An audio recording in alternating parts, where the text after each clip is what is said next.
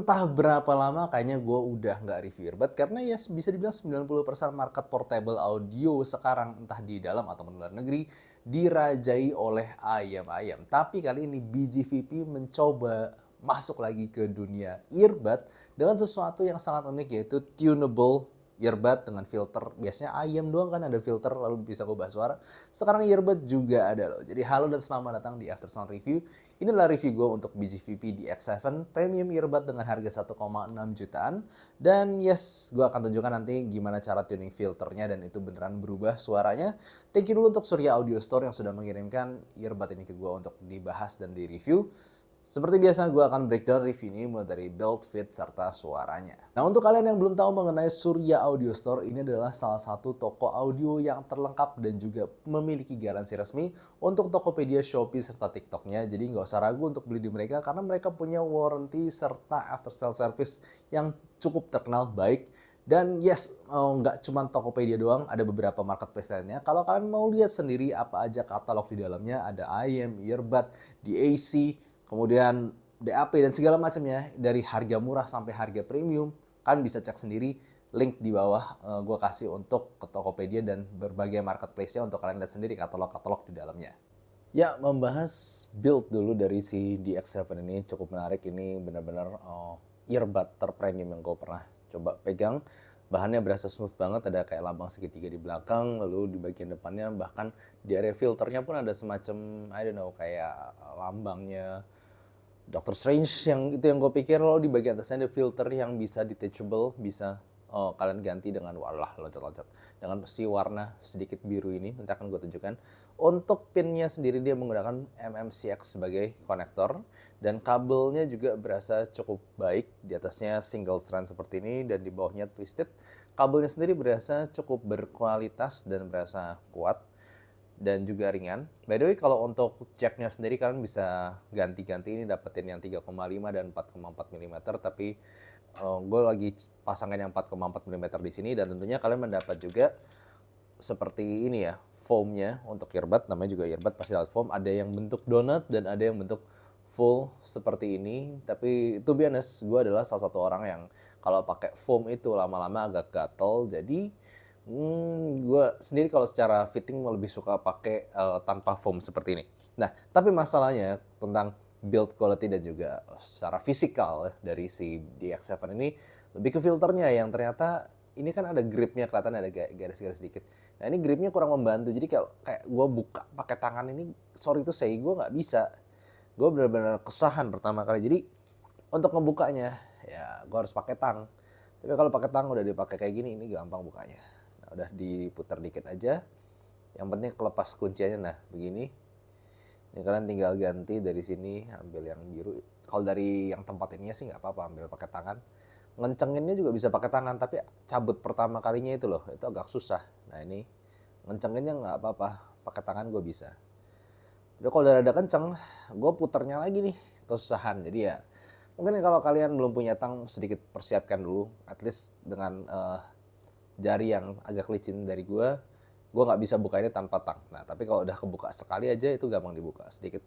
Walaupun mungkin ini kelihatannya agak besar dan juga ya mungkin berat ya untuk earbud, tapi ternyata setelah gue pakai ini nyaman banget, dingin di telinga gue, dan gue bisa pakai ini berjam-jam tanpa kerasa pusing atau aneh-aneh. Dan yes, ini jelas nggak ngesil sama sekali. Kemudian kabelnya juga sangat enak, ini gue pakai jalan-jalan, ini lentur dan ringan. Jadi yes, gue bisa bilang ini salah satu earbud yang gue pakai enak. By the way, gue pengen sedikit kasih note, gue pribadi kalau misalnya pakai foam di earbud apapun itu, gue telinga agak sensitif, bisa agak iritasi dan gatal. Walaupun itu pakai foam yang sangat-sangat baru dari boxnya gue buka gue pakai. Karena itu sebenarnya gue bukan earbud guy juga secara fitting. Dan ini gue sukanya suaranya udah cukup bagus. Bahkan gue prefer earbud ini tanpa foamnya. Nanti akan gue jelaskan. Dan ini tanpa foam, ini enak banget. Dia cuman ya kayak metal gitu doang di kuping lu. Dan nggak ngesil dan nyantai aja deh, kayak fittingnya enak aja di kuping gue, ringan dan gak nyakitin. Oke, mari kita bahas dulu secara overall suara. Well, gue harus ngomong dulu secara frekuensi respons gue nggak bisa tunjukin karena alat IEC711 itu memang gue nggak ada modul untuk earbud, lebih ke IM. Cuman kerasa kalau frekuensinya ini dengan seperti ini yang utama ya. Maksudnya gue nggak pakai foam, lalu gue filternya pakai yang silver ini.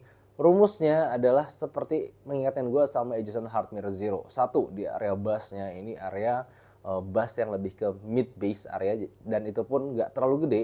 Ini mid bassnya cuman kayak jedek aja, nggak duk gitu, nggak. Ini dek, jadi kayak simply adaan kecil suaranya, dan itu area mid bass nggak dalam.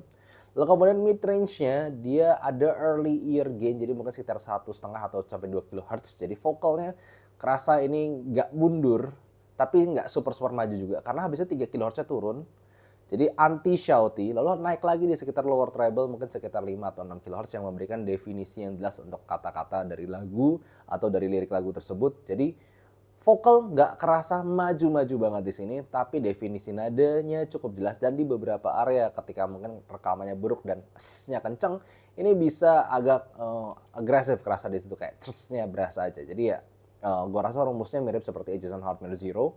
Lalu kemudian di area mid treble-nya juga simply adaan aja. Jadi treble-nya juga nggak nyampe tinggi-tinggi banget. Nya simply ada sedikit untuk bikin dia tetap natural dan nggak dark. Itu rumusnya, makanya mengingatkan gue sama ya, Agent Hardware Zero. Kalau pakai filter yang biru ini suaranya bakal jadi lebih bright lagi, dan to be honest buat gue terlalu nyerang, terlalu kasar. Jadi gue sendiri nggak terlalu suka pakai ini. Ya mungkin kalau untuk lu yang treble head bisa cocok pakai ini, tapi ya gue sendiri menganggap diri gue rada treble head, tapi gue sendiri nggak kuat, jadi ya emang lumayan tipis suaranya. Lalu kemudian pakai foam ini bikin suara tambah tebel, tapi somehow buat gue vokalnya a bit congested. Vokalnya agak lepas di area lower treble 5-6 kHz itu.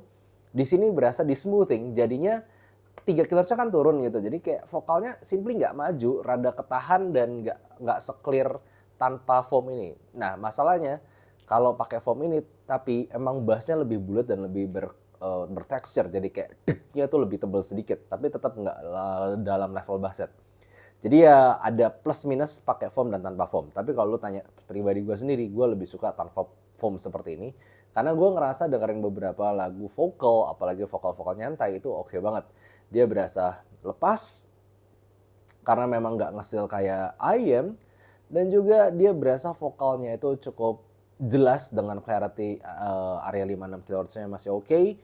Dan juga nggak pernah shouty. Jadi ya emang gue dengerin earbud seperti ini lebih untuk lagu akustikan, lebih untuk maybe single instrument, untuk vokalan jazz yang tidak terlalu rame di area bass ataupun treble. Nah lalu satu sensasi yang gue ngerasa cukup oke dari si earbud BJVP DX7 ini adalah gue berasa bahwa dia adalah earbud yang menggunakan driver yang cukup baik. Gini loh, kalau lu udah lihat review gue lama mungkin dari zaman WordPress, malah lu tahu sebenarnya gue juga dulu banyak cukup main earbud. Tapi ya lama-lama earbud kan ketinggalan teknologi dibandingkan IM secara kemajuan dan konfigurasinya juga. Masalah earbud yang lama yang gue coba itu semakin lu geber volumenya, mulai berasa tuh secara driver tuh suaranya lebih kotor dan maybe distorted at higher volume. Karena dia nggak ngesil di kuping, jadi otomatis volume ketika lu gedein untuk respon drivernya itu lebih besar di sini dibandingkan IM. Karena IM lebih masuk ke kuping kita, jadi kita nggak terlalu perlu sampai gede-gede banget, udah ngesil, udah kedengeran semua gitu. Sementara ini perlu kita geber volume lebih gede lagi, dan kebanyakan earbud ketika higher volume it gets distorted. Di sini gue nggak terlalu ngerasa ada distortion seperti itu ataupun nggak berasa sember yang aneh-aneh. Vokalnya itu terjaga simply getting louder volume. Jadi gue ngerasa di sini memang cukup pakai driver yang cukup bagus di earbud yang satu ini, dan ya jadi kalau lu suka earbud, lu ngerti plus minusnya earbud, dan lu ngincer secara suara seperti itu, khusus di area vokalan yang nggak shouty tapi tetap definisinya cukup berasa bagus, gue rasa ya ini salah satu earbud yang, bukan salah satu, ini satu-satu earbud yang di 2024 gue bisa rekomendasikan karena dia kerasa gitu, punya driver yang oke dibandingkan earbud lama yang pernah gue review sebelumnya. Jadi yes, pada kesimpulannya untuk BJVP DX7 ini gue pribadi suka. Tapi kalau misalnya dibandingkan dengan sound quality IM seharga 1 juta itu bakal berbeda, di mana IM punya seal yang lebih baik, sub bass serta extension ujung treble yang lebih baik juga. Tapi untuk earbud, jadi kayak kita ngomong yang sesuatu yang berbeda ya. Untuk lu yang suka earbud, lu pengen sesuatu yang nggak ngesil, ringan dipakai, gua rasa ini sangat-sangat direkomendasikan untuk dicoba karena ini dunia yang berbeda. Jadi ya sangat-sangat oke kalau lu punya ayam yang lu suka-suka, tapi lu pengen sensasi earbud kadang-kadang ini rasanya yang paling unik sekarang dan ya bisa dibilang earbud yang paling gua suka sekarang. Thank you for watching, see you next time, dan kalau kalian pengen beli sendiri, gua kasih link Tokopedia di description di bawah. Bye-bye.